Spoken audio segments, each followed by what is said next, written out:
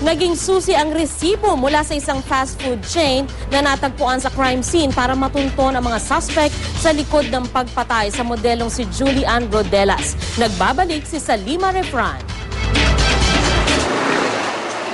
Ang plastic bag ng burger at fries na ito, hawak pa ng modelong si Julie Ann Jaja Rodelas ng pagbabarilin sa 18th Avenue sa Cubao, Quezon City, madaling araw ng Martes.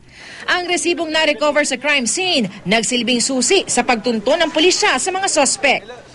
Initially, clueless tayo except for the receipt which was recovered from the body of Julie Ann. Yung CCTV footage na we requested from that food chain, nag-match doon sa time of the incident.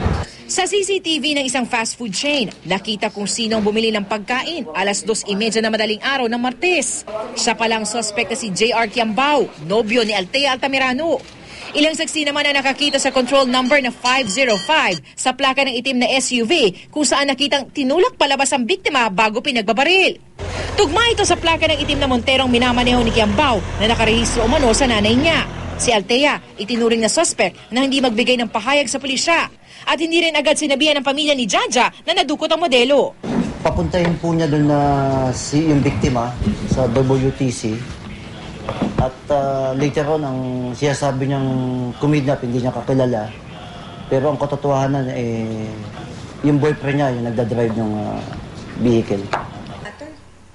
May dumating pong mga pulis, ang sabi po sa akin ng boyfriend ko, tumakbo daw ako, sumakay akong taxi.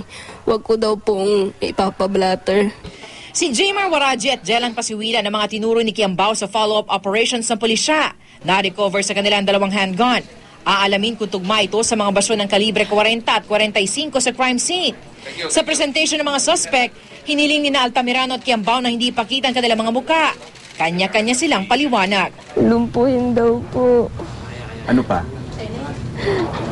Yun lang po sabi nila sa akin, sabi ni JR sa akin. Oo, mali ko po. Ako po yung nagdala dun kay Julie, pero hindi ko alam po na ganun. Kaya pala kinukonvince niya ako. Nadalhin si Julie dun, nagasain po pala si Julie. Nagkataon lang po ako nandun sa hideout nila eh. Si Kiambao, matigas sa pagsasabing wala siyang alam sa krimen. Anong motibo ko? Anong motibo ko? Diba? Anong motibo ko? This is, we can declare this is solved already because we have identified and apprehended the suspects. The individual role will be determined later in the course of investigation. Maharap sa reklamong murder sina Altamirano, Kiambao at Waraji.